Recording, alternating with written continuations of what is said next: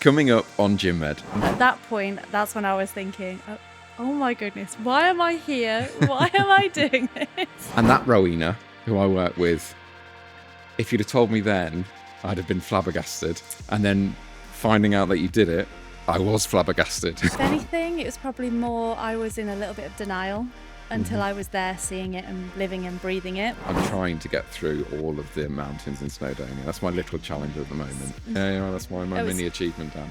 It's not comparable, is it really? On my CV, prior to January 2024, my CV, where it says other interests and hobbies, it literally said gardening, dog walking and crochet. Now it's ultramarathon runner, high altitude mountaineer. So. It's wild, isn't it? It's just wild. And if there was one piece of advice with regards to sort of maintaining fitness training, what's your one takeaway? What would you say to people? This is where I found success coming from. Welcome to Gym Med, a podcast about real people doing extraordinary things and the science that backs it every step of the way. Every episode we sit down with athletes, explorers and everyday individuals who have taken on big challenges. We talk about what drives them, how they prepared, what they struggled with and how they keep on going. My name is Matt Desjardin. I'm the managing director and co-founder of Gym Med, and today I'm delighted to be your podcast host. This episode we're joined by Rowena Rowberry, a nurse, advanced clinical practitioner, lecturer, and now summiter of the world's highest mountain.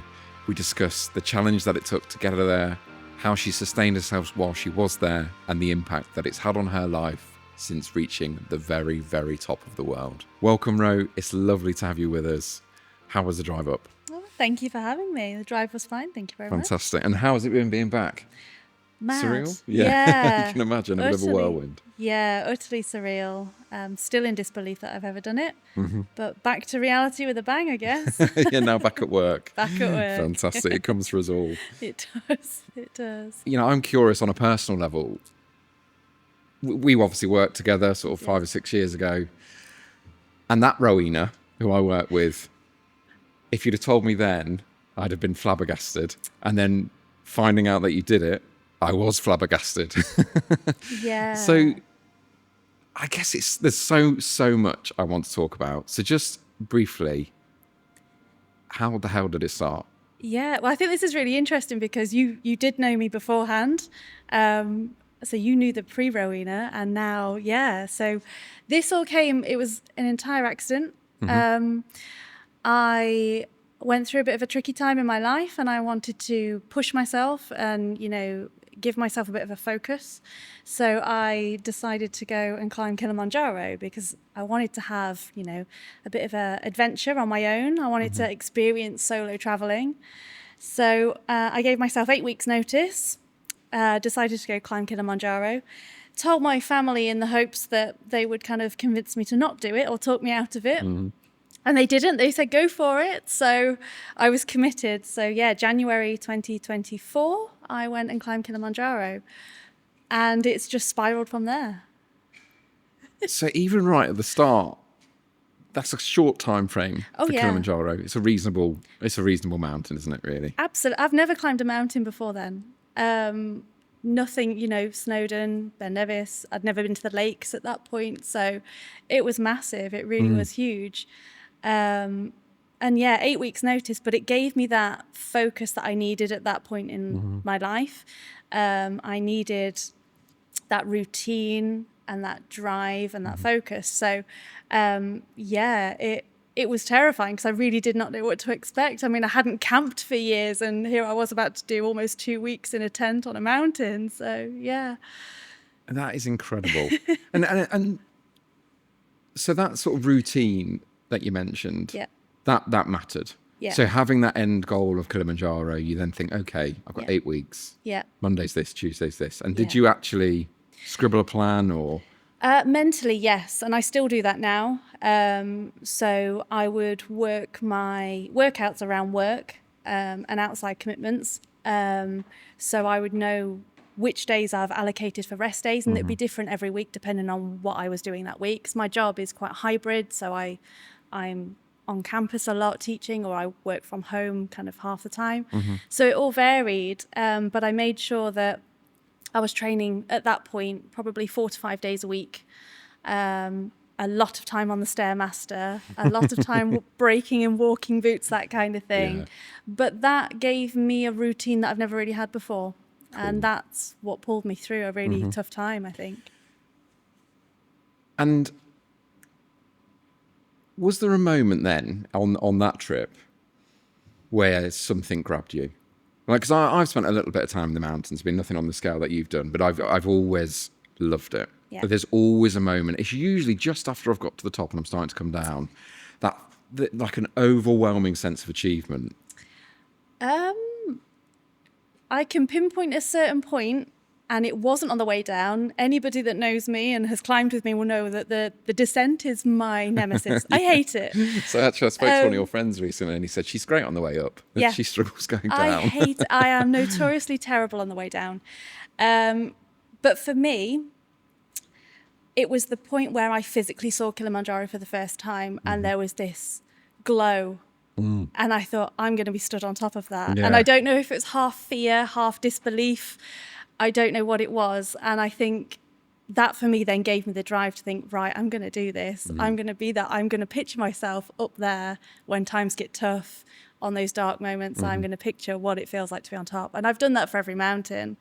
The first time you see it. Yeah, And it's that first time that you really see that mountain for me. More so than being on the summit, and definitely more so than the way down. And so it's like almost like a process of visualization. Yeah. Yeah. Yeah. And you get that little thrill of excitement and Yeah. you know what's coming. I think so. And I think when I went to climb Kilimanjaro, I literally told my nearest and dearest, my workplace didn't know. They knew I'd taken the time off, but they didn't know what I was doing. And I kept it really quite small at that point because I didn't have the belief in myself.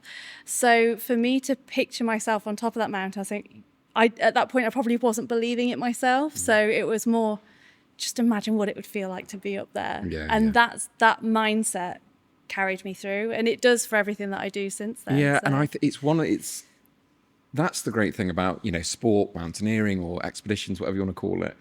There is that definitive success point. Yeah. And that's, it doesn't exist a lot. Like with business, with work, you make a difference, but it's subtle and slow. Yeah. And I love that sort of we've got this. There's this clear goal. Yeah, goal. Absolutely. And there's that definitive finish line when you cross it, you can just be like, yes. Yeah, and I think So obviously we touched on briefly. We will do more obviously on the extraordinary. What's the ordinary, Row? The ordinary. Where have you come from? What's your day to day? Yeah, so way back when, so I started my nurse training back in 2008. I was one of the youngest in my cohort to start training. Qualified in 2011. Worked for a couple of years in A&E as a staff nurse, then went out into community, did my specialist practice degree in district nursing, worked as a district nursing sister for a couple of years, managing a caseload, and then I left community to go back into the acute setting, so working in the hospital, and I trained to be an advanced clinical practitioner, which is where I met you, Matt. So did my master's in advanced practice, working in A&E, and that was towards the end of my training was when we had the first kind of hits of COVID. So, I mean, you and I were both frontline at that point, working clinically in the emergency department through what was a really tricky time. And then I spent probably about 18 months working in a department called Hospital Out of Hours. So that's again within the hospital, and we did predominantly the out of hour shifts. So anytime after 5 o'clock at night, weekends, full night shifts for about 18 months. So I was pretty much nocturnal for all of nearly 2 years. And again, still, processing the concurrent waves of COVID and all of the clinical challenges and, Yeah, it was a tricky time. The things that came with that. And then I decided that I kind of wanted a bit of a change. So I moved over to lecturing. So I think I've been a lecturer for about 2.5 years now. Are you enjoying that? I am. I really am. It's been a massive learning curve. It's like learning a new language. But, I had graduation yesterday, so I got Oh, to nice. clap some of my students across the stage, and that is a real sense of achievement for me in my job. And it's But it's lovely to think, you just think just me and you that ended up with the varied careers that we've had. Yeah. When you see all those students getting ready to go, Yeah. it's nice. It's a nice thought, isn't it? What they're going to go out and achieve and do. Yeah, and watching them throughout their journey and being there to support them through it, and then to see them over that final finish line is so rewarding. It really is. So, yeah, that's kind of my career history. And outside of work, Outside the of work, running and the climbing and the adventures seem to have come a bit later. Yeah. So yeah, I mean, here's an example for you. So on my CV, prior to January 2024, my CV, where it says other interests and hobbies, it literally said gardening, dog walking, and crochet. Now it's ultramarathon runner, high altitude mountaineer. So, it's wild, isn't it? It's just wild. And you must feel great. I do. I really Do you still do. crochet? No. Not at all. No, I've even got half-finished works in my house, and I feel like because I'm so busy with my training, but I love that. It gives me that sense of purpose. It gives me a drive. It gives me a focus every day. So, it is there if I ever want to switch off. But I've got so much else to do. To do. So much to achieve. And so you're still training pretty regularly. Oh yeah, so it's now up to 6 days a week I'm training. Really? One rest day? Yeah, one rest day a week. So. And how do you train? Gym, running? Yeah, a bit of everything, and I think that's what helps me keep motivated is that I vary it every week, and it depends. I work it around my work. So if I'm on campus all day, I have a dog, so I can't be out all night as well training. So I'll either have that as a rest day, I'll take my dog for a really long walk, or I'll get the turbo trainer out and get on my bike in the garden and turbo train for a few hours in the afternoon. So I try and vary it. So it's a hybrid between going to the gym, workouts at home, and out and about running. What's the sort of distance you're putting in on the runs? Just out of morbid curiosity, because I'm not a great runner. So for example, if I'm going to the gym and I want to weight train, I'll normally do a 5K either before or after. Then I'll probably... That would be a great achievement for me. I am not a runner. Like if I get a park run round, I'm like, freaking get in. Oh, I love a bit of park run. I did a 15K run 2 days ago in the morning before work. It depends for me. Again, I like to get the training done, and I like to try and get one long run, something over 10K every week if I can. The more I'm building up to an ultra, I'll obviously extend that, 20, 30 kilometer runs where I can. But again, it's what fits in with what I'm doing, because I don't want to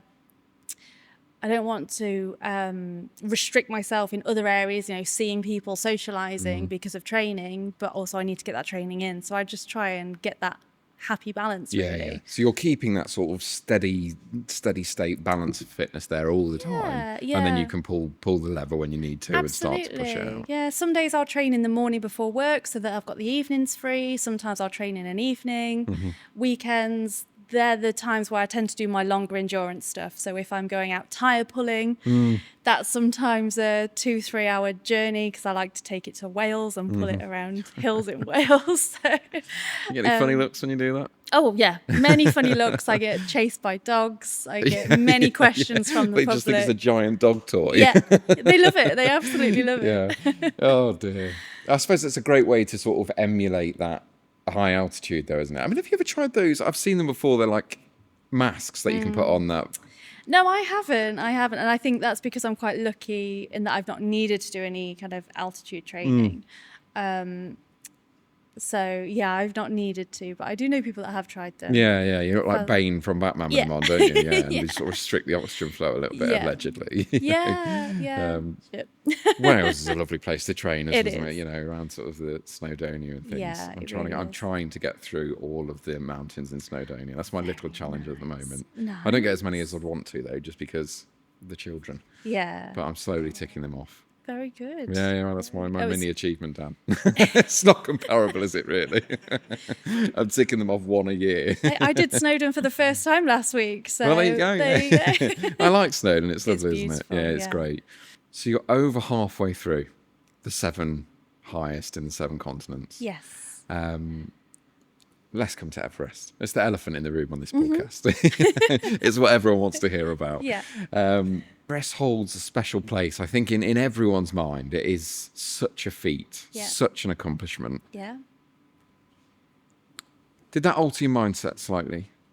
Because it's the one that you hear about in the news, that people are, sadly dying there and are not returning. And was there more of a thriller nervousness with this one?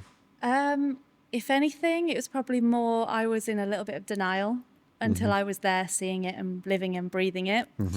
And I think that I'm quite good at not letting myself be in my head too much and overthinking things in that respect, because I know I've got to do it. There's no point in overthinking it.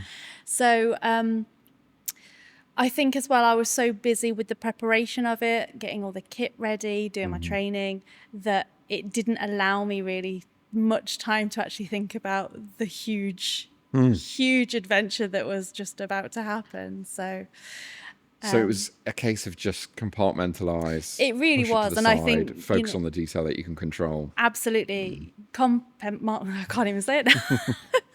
But that's really important, because I've learned to do that in my job anyway. So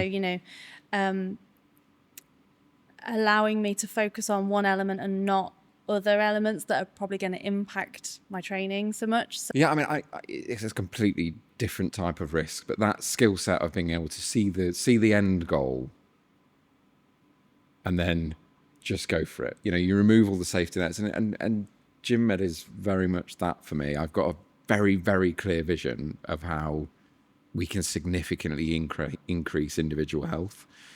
But getting it from 0 to sort of 100 miles an hour, I know is sort of a tremendous challenge and risk and stressor.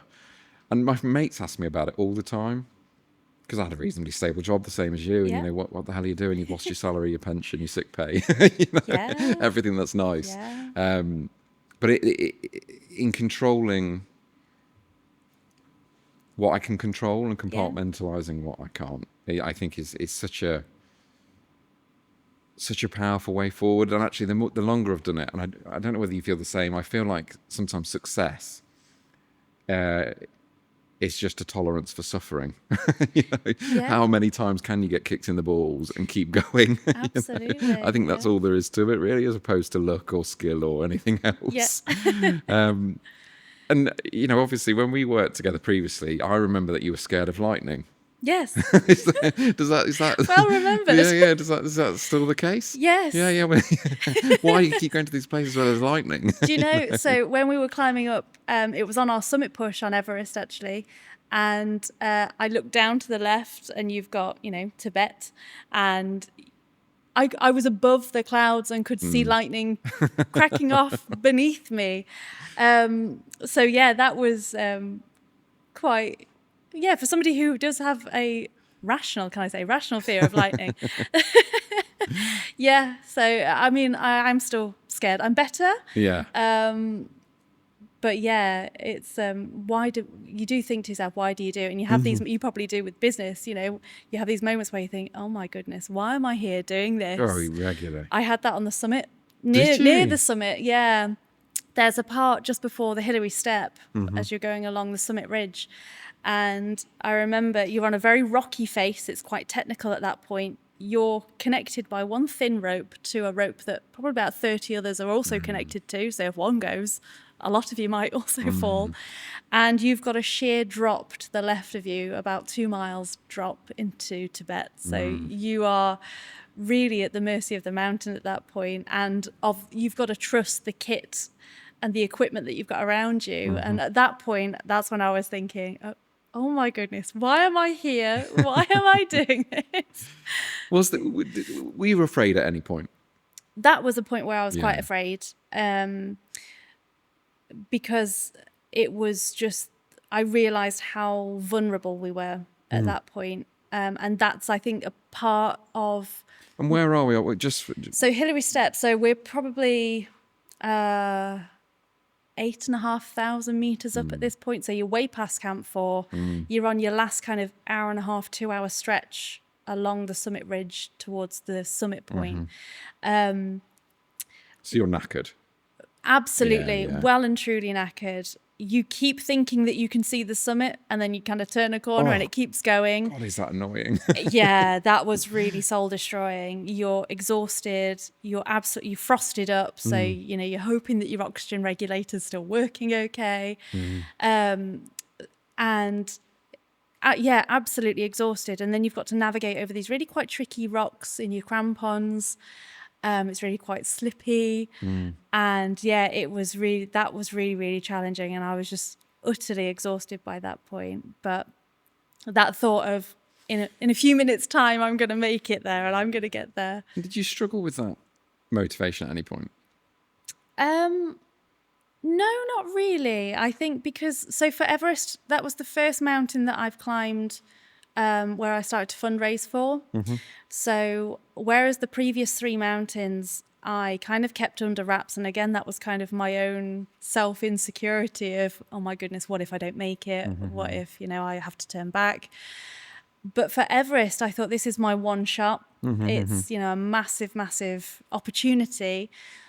Why would I waste the opportunity to raise some money? So that was my motivation.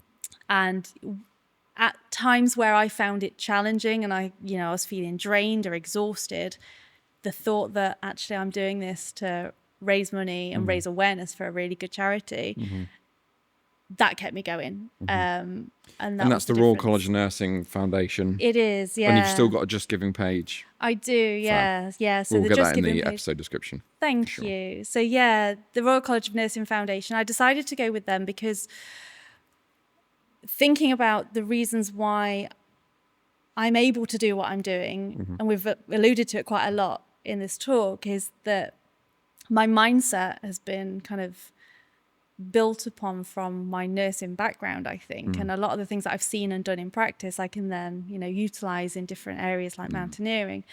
And especially now working in the university and the other side of things, I'm seeing the financial strains that students are going through that I was fortunate to not have when I did my training, and now I can see the struggles that our students are now facing. So I thought, did the RCN support with that type of work? Yeah, so they support nurses, students, midwives, healthcare assistants in times of financial hardship. So they'll help with doing things like your foundation degrees, and they'll help with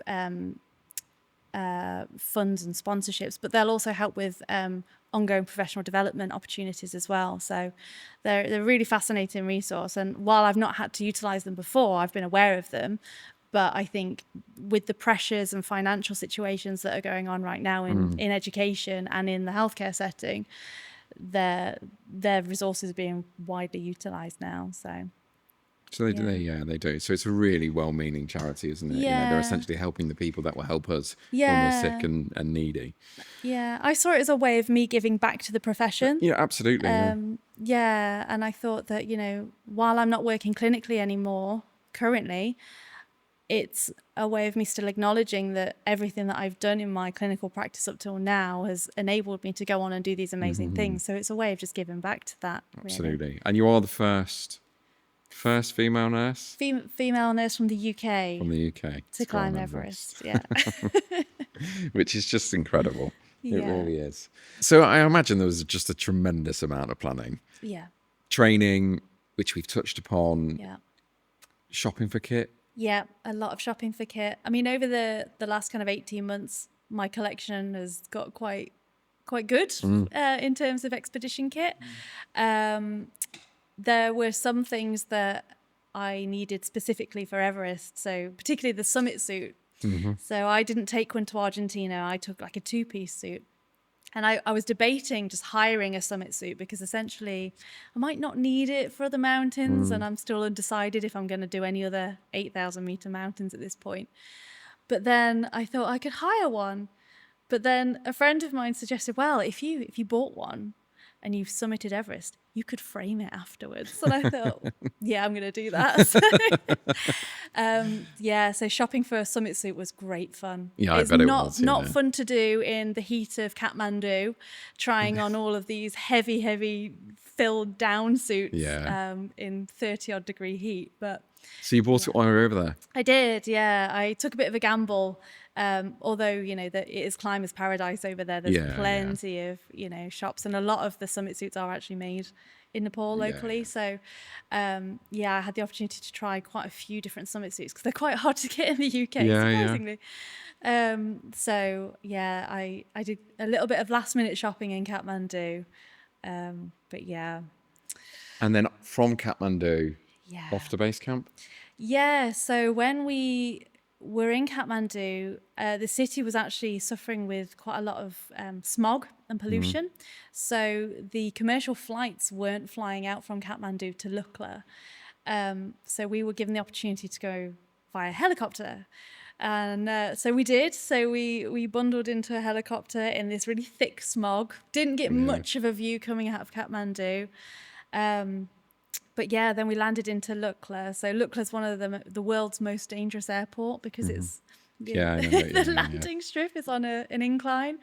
But because we were coming in by heli, it wasn't so bad. But it was still, it's quite beautiful, like coming I into can imagine. the start of the Himalayas there. So that was quite lovely. And then did you trek from Lukla to base camp? Yeah. As part of the sort of getting We acclimatised? did, yeah. So we did, I think it was almost about 2 weeks trekking through the gorgeous Khumbu Valley, stopping off at tea houses every night. We did veer off and climb Le Boucher. So we did a little 6,119 metre mountain on the way Just in. as a warm-up? Yeah, and that was essentially to kind of emulate one of our first rotations that you would do from base camp upwards. So we took a 2-day diversion off the kind of base camp trail to go and climb Le Boucher, which was great.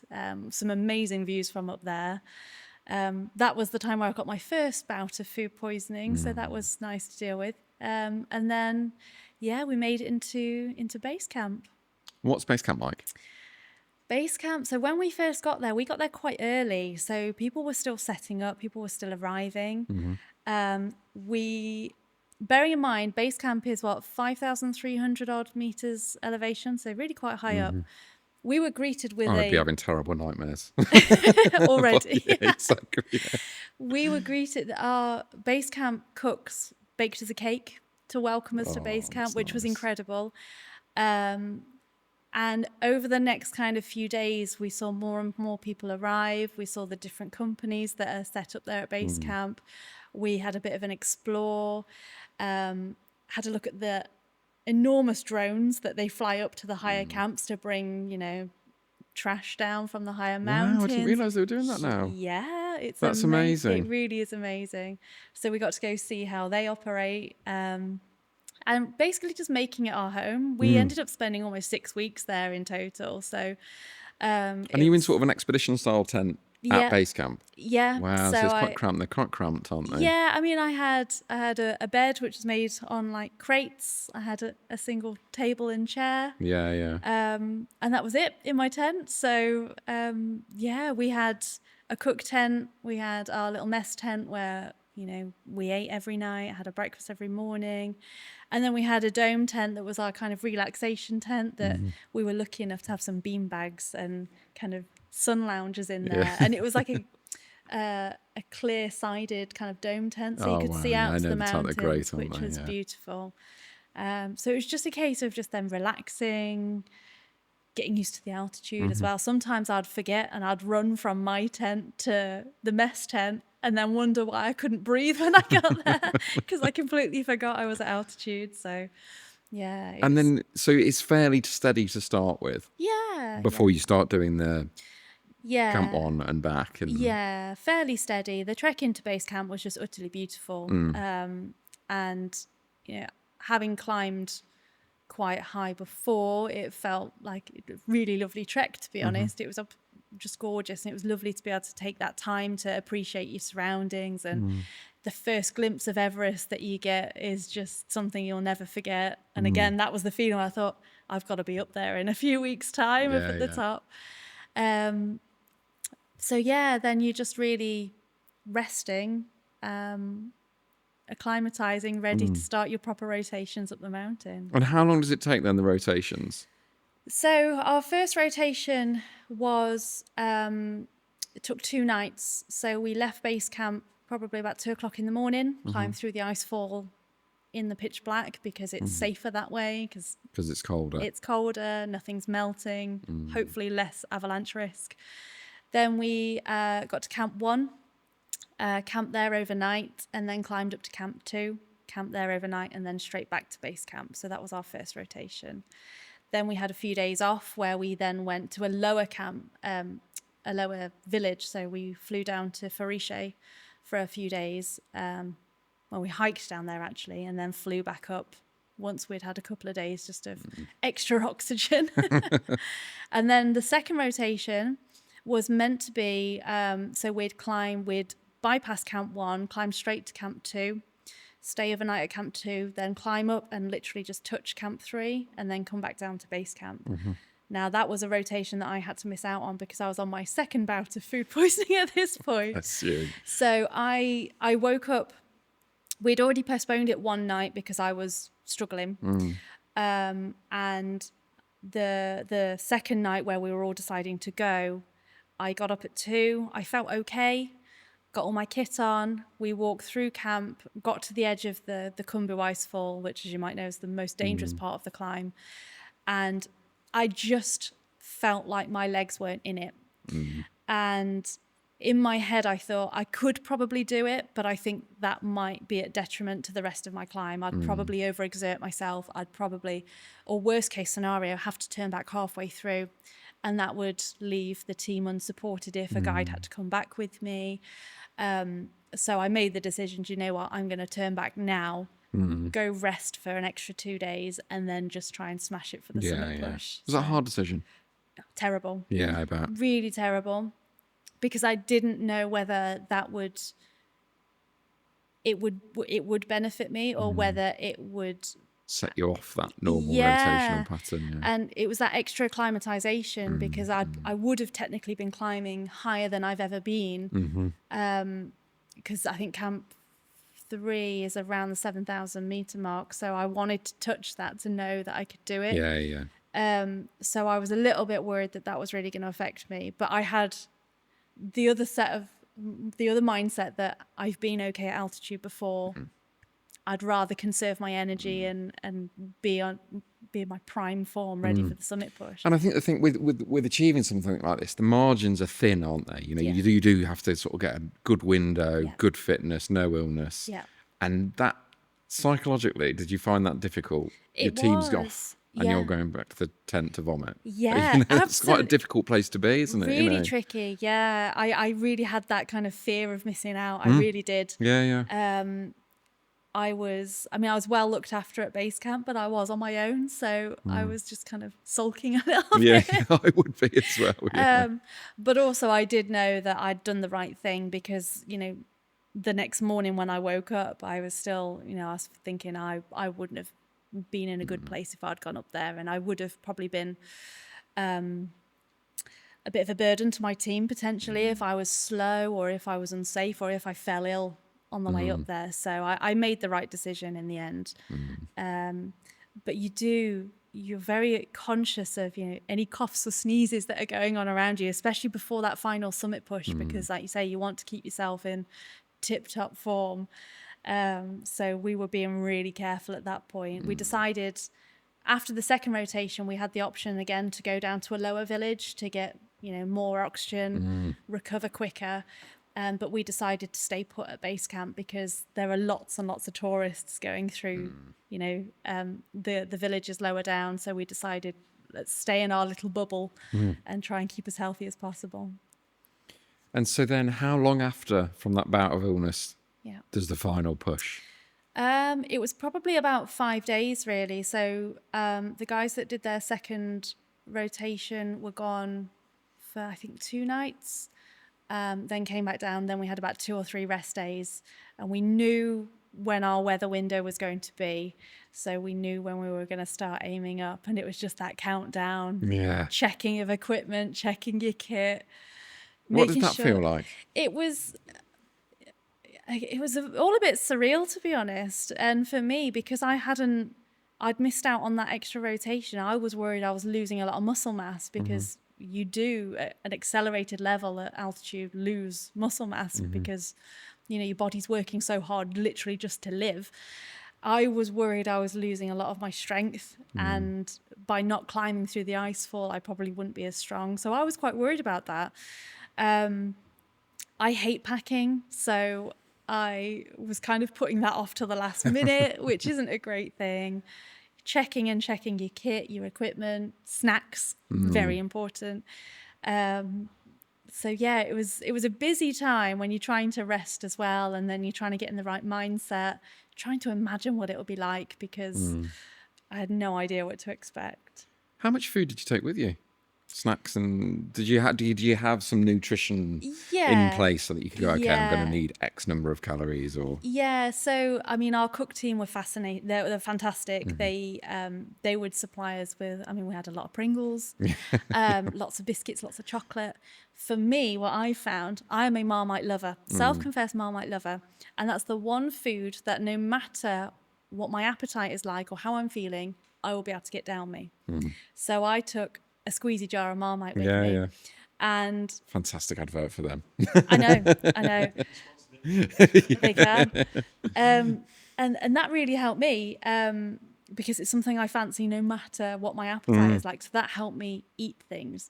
What is the nutritional value in that? There's a good level of salt, isn't there? Yeah, there's a lot of B vitamins in it as well. Yeah, that's but true. I think it's the saltiness for me. Yeah. You know, you have a lot of gels and things like that, which are great for the glucose element of it, but Sweet though. it's sweet. And I'm a terrible drinker. I am perpetually dehydrated. So for me to get the salt in me to enable me to want to drink, that was more important to me. So a lot of salted nuts, anything at all that's going to help increase my my desire to drink was really useful. So yeah, it's mainly kind of the focus is more on electrolytes, making sure we were well hydrated up there. Yeah. Saying that, I've never been so dehydrated in my entire life. Well, I imagine it's incredibly hard to stay on top of the fluid intake because, I mean, just your calorific burn is going to be in the 3,000-4,000s, I should imagine, if not higher. Yeah, and I think the other thing that I didn't really realise about Everest, people focus so much on the cold element of it and how cold it is. It's also ridiculously hot. And when you're wearing a summit suit and climbing in essentially what is a bowl of snow, so it's all reflecting back at you, sweltering, and you're sweating so much, you're taking minimal fluids with you because you want your backpack to be as light as possible. So between you, you're all sharing what little fluids you have. It's really, really tricky. I was very worried for my kidneys while I was up there. Yeah. And so so as you're going up, each camp you restock a little bit. Yeah. Get some fluids on. Yeah. So when we did the rotational climbs, we had the opportunity to leave some stuff up there. So we'd taken some stuff, left it there. So, you know, high calorie flapjacks, things like that. But also you've got to bear in mind things that don't freeze as well, because literally everything will freeze. So Oh, you'd be devastated, wouldn't you? If you left some chocolate up at base, camp 3, Yep. and you get there and you break your tooth. Yeah, it happens. It happens. So, yeah, trying to make sure that you've got things that you can easily eat, because not only that, it's taking your big gloves off as well, which you really don't want to do that high up, and your oxygen mask. So really, after camp 3, when you're entering, so camp 4 is essentially the death zone. Once you'll be on that point, you probably won't be taking your mask off very much to eat or drink. It's only kind of bare necessity that you do that. So Quick squeeze of Marmite and mask back on. Yeah. And so when on the final ascent, then you sort of, you got to camp 3 and sleep there? So we slept at camp 3, set off quite early on in the morning at camp 3 to head up to camp 4. So I think we left at about 5 o'clock in the morning, and there was already a bit of a queue, which was going quite slowly up the mountain. We reached camp 4 at about 4 o'clock in the afternoon, and we had the most horrendous winds. Really? I've never experienced wind like that before, and we had to set up our tent at camp 4 in that wind. I've got to admit, fair play to my team because they did the majority of it. I had no feeling in my fingers at this point, and I was genuinely worried about frostbite. So I let my my campmates kindly set the shell of the tent up, because that's all we could put up in those winds. And then we were literally waiting for a few hours at Camp 4 for our kind of the winds to die down, for our summit window to start kind of push on up the mountain. So we And you're burning oxygen at that point. yeah. So we started oxygen just after Camp 2 on the summit push. So we're on our oxygen. We're huddled in this tent, all 4 of us all together, with a little camp stove. So we tried to force some fuel in us at that point. And again, you're really not feeling eating, let alone dehydrated food at that time. So you're trying to eat everything you can. The time to boil water changes as well, doesn't it? Does it take longer to boil water? It felt like a long time. Yeah, I'm sure I've read that somewhere. That Yeah, because I knew initially, so we got there about 4:00. And the original plan was that we were going to set off for the summit push at 8 p.m. So I knew we had 4 hours to try and get some form of rest, eat and drink. And I remember thinking, this water's taking forever to boil. When am I going to sleep? Not that I would, because you've got the wind howling at your tent. And it's that anxiety as well of, we're literally, this is it now, this is the time, and you're in the death zone, so you know you're out of help's reach if you need it. Yeah. So, and if that window closes while you're there, that's it, isn't it? You're coming back down. Yeah. So then what time do you leave? So we ended up leaving at 10:00 because the winds at 8:00 were still so bad. It would have been unsafe. But by 10:00 they'd settled quite nicely. So it was kind of final bits of gear on, new oxygen cylinders on, and you could just see as we left the tent this little trail of lights kind of heading up to the summit, which was such a magical sight. If you ever see it, it's just wonderful. So then we kind of joined the end of the queue in the pitch black darkness. And that can be a bit challenging sometimes because you can't see the summit at that point. So you can't see the end goal. You're just one foot in front of the other. There's nothing really to look at around you. So you really are in your own head at that point. Yeah. Where was your head then? My head was keep your fingers and toes moving, because they were still very, very cold at this point. And because we were moving so slowly, frostbite was a real risk. I mean, a few teams around us did turn around because teammates had started to come down with frostbite. So I was really conscious of keeping things moving, even though I was physically still. And then just waiting for that sunrise to come up, because that's a beautiful moment. And you can then start to see exactly where you are, where that summit push is, and the views around you. You're looking down on mountains that are, 6,000 odd meters high, that you've only spent, your time at base camp looking up at, and now you're looking down on them. It was, I'm looking down at the clouds and the lightning below. There's not many that can say that they've looked down and seen that sort of thing. No, it was beautiful. Even as a somebody terrified of lightning, it was beautiful to look at, and it was very far away. So. So whilst you were in the death zone, you were safe from the lightning. I was safe from the lightning, which is I was very relieved, very relieved. And then that final push. Those kind of false summits that I kept thinking, right, we must be nearly there now. We'd climb up to a point, turn the corner, and there'd be more to go. That was hard for me. And I'd, again, purposefully, out of not allowing myself to get into my head too much, I'd not done a huge amount of research in that final summit push. I knew I'd be safe in the hands of my Sherpas, but I didn't know much about the route. So that summit ridge, I think, is something like 1.6 miles long, something like that. I knew nothing about that. So when I turned and I saw this huge ridge with the Hillary Step that's all very rocky, that you've got to navigate on your crampons when you're really, really tired. I'm quite glad I didn't know that beforehand, because I just had to deal with it there and then.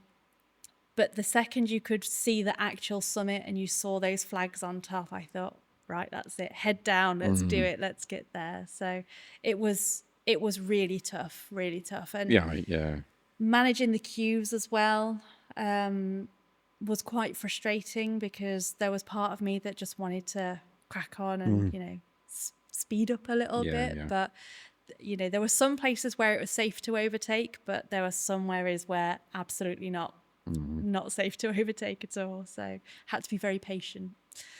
And then you get to the top. Then you get to the top.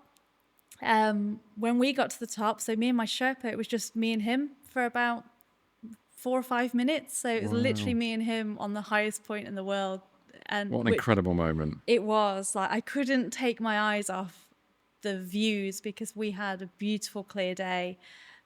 It just was utterly stunning. Not knowing where to look because you've got a panoramic view around you. It was just beautiful. And then waited for the rest of the team to come up. Yeah, it was so surreal. Did you have any perspective sort of achievement at that point or feeling of... In all honesty, no. Because of the efforts it took to get up, and I saw the queues that we were in, and obviously we'd overtaken quite a lot of people on the way up. In my head, I thought, we've got to come back down the same way. And it was not built for two-way traffic. Yeah. So in my head, I'm more worried. And the descent is more dangerous because, you know, you're at more risk of injury. You're at more risk of making mistakes because you're tired. Your feet aren't working so well. Your muscles are fatigued. So I knew that was the dangerous part to come. In addition to seeing the bits I've just had to climb through, and I've now got to do it all backwards and overtaking people who are also coming up to the summit. So for me, it was more apprehension. I did what I needed to do, you know, hugged everybody up there, took my photos, but in my head, I thought, I'm not going to be safe until I'm back to the lowest camp I can possibly get to. I think the question that Marmite want me to ask is, did you eat Marmite at the top of the world? I didn't eat Marmite at the top of the world. I did eat it at Camp 4, so in the death zone. So very close. I did send them a photo of it actually as well. So I took some. Did you? Yeah, Marmite cashews. Yeah. Yeah. I mean, the Marmite would have frozen at that point anyway. Yeah. But yeah. And so how far down did you go? So we on went. that initial sort of descent? Yeah. So we stopped very briefly at Camp 3. I, at that point, took my oxygen off because the constant effort for almost 24 hours of looking down at your safety rope and having the oxygen cylinder sat at the back of your neck, my kind of neck went into spasm and it was kind of fused. So I was really struggling with pain at that point. So at Camp 3, I decided to take my oxygen off, and then we descended down into Camp 2, which is where we spent the night. And my goodness, did I look a mess when I got down to Camp 2. I felt it as well. I mean, I hadn't had a wee for 24 hours. Wow. I was so clinically dehydrated. I would have loved for you to have taken my bloods at that point because that would have been fascinating. So my priority when I got back to Camp 2 was obviously I needed to sleep. But in my head, I was thinking, right, I need to rehydrate because we were beyond dehydrated. I needed to eat, and I was debating, do I take some painkillers or not, or do I just sleep on it and see how I feel in the morning? Because I was just so worried about my poor kidneys. Honestly, I was so absolutely. worried. And I think that's where my nurse head took over, and I was thinking more of a medical side of things, of you're going to add an insult to injury if you take painkillers. Yeah. Just slam some ibuprofen in. Exactly. So it was. So did you have the discipline just to stay awake from the 10-15 minutes, just to smash the water, get some food in, and then collapse? Yeah, had a good hearty meal, as much as I could possibly eat anyway. Plenty to drink, and then I think I crawled into my tent, and I don't even think I made it out of my summit suit. So I got into a massive down-filled sleeping bag in my summit suit, and I was out for the count until the morning. And I hadn't even properly ventilated my tent. So I woke up in the morning covered in frost. But I felt so much better in the morning. Yeah, I bet. Stiff and sore and battered and bruised, but yeah. And then so Camp 2. Yeah, down to base camp then. Straight away. Okay, fine. Yeah, so you didn't stop and come on. You did the whole. Yeah, and I wasn't very graceful coming down. Like we said, I'm not very good at coming down. I'm a beast going uphill. Yeah. Coming down, I'm not great, and I was not graceful because we abseiled a lot, so we kind of rappelled down quite a lot.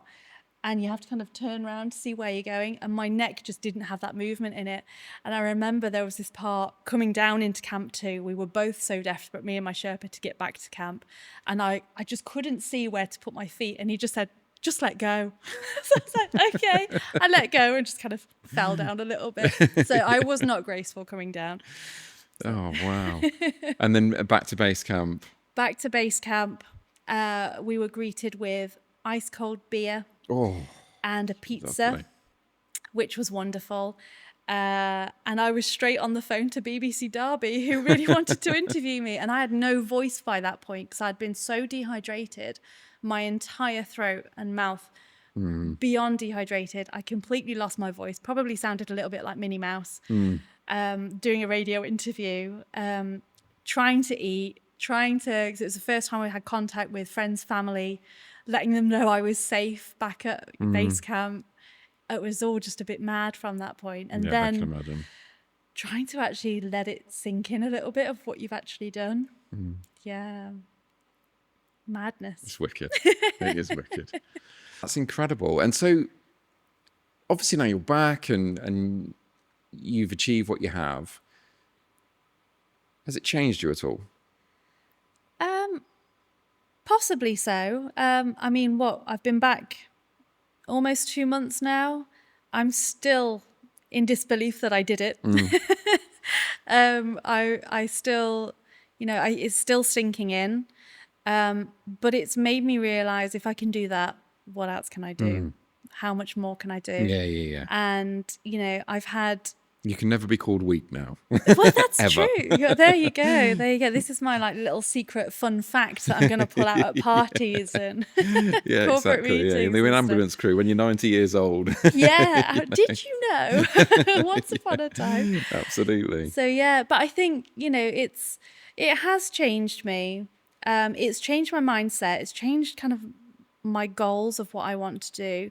But I've also had people reach out to me who have maybe seen me on the news and things, who just want a bit of advice. And to be somebody who has inspired somebody else to go, not even necessarily mountaineering, but if anybody has watched anything that I've done and has decided just to make one change in their life or do something that they've really deep down wanted to do, but have never had, the confidence or courage to do so, then I think that's an amazing thing. Yeah, and I think everyone that hears your story, everyone I've told it to, and that's a lot of people,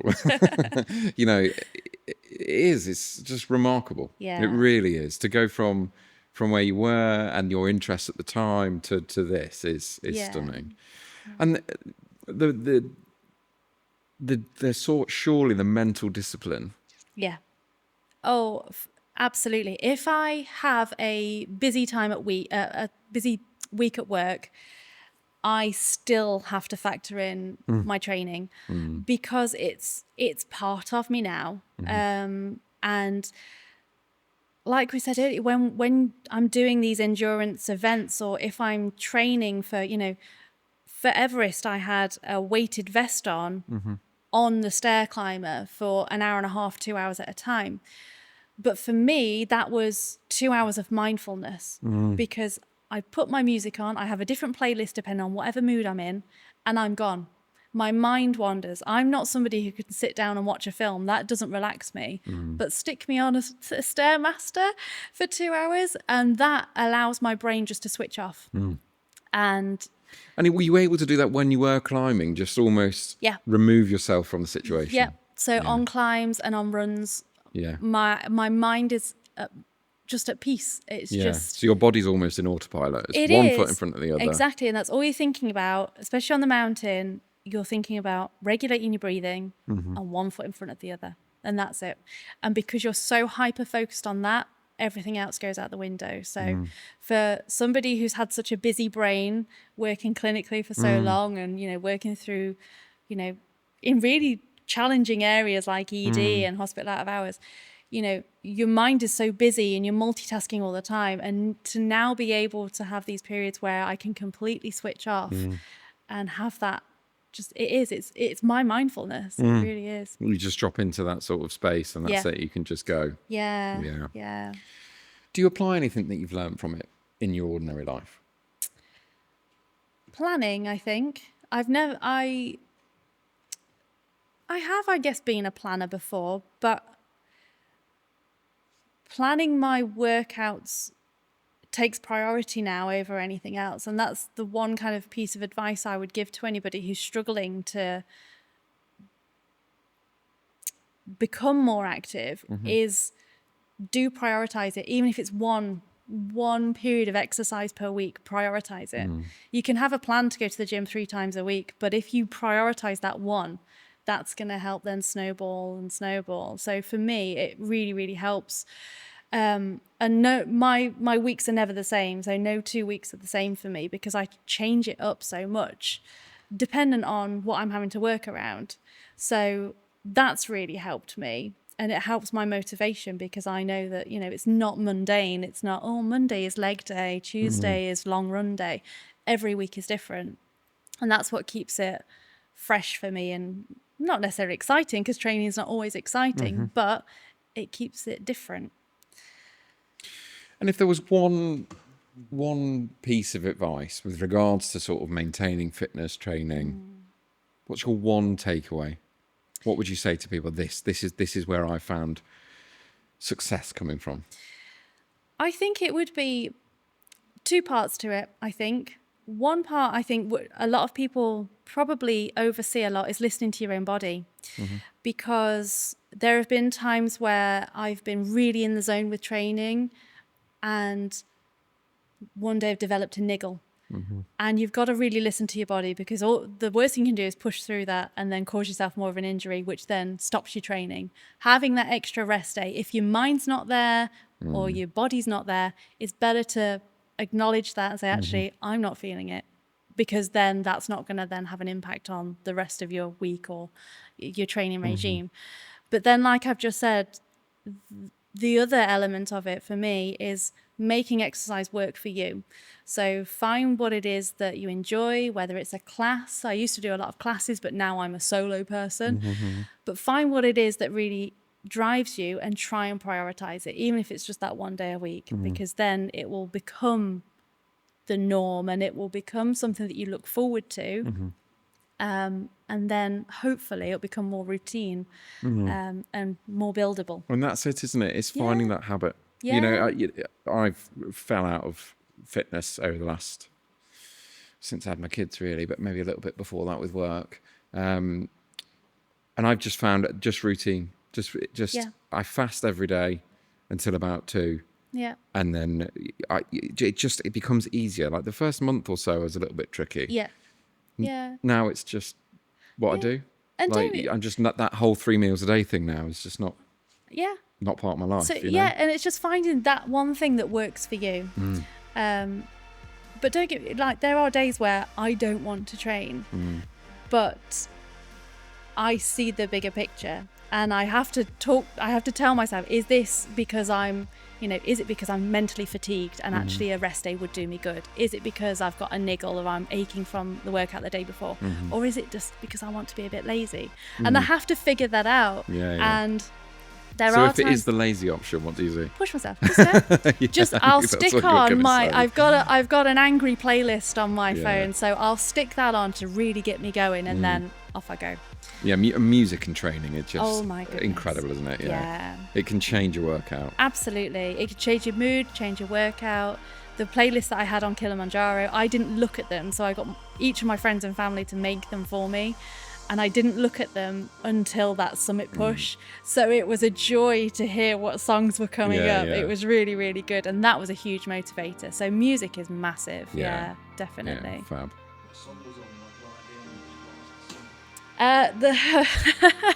That's really funny, actually, because it was Toto's Africa.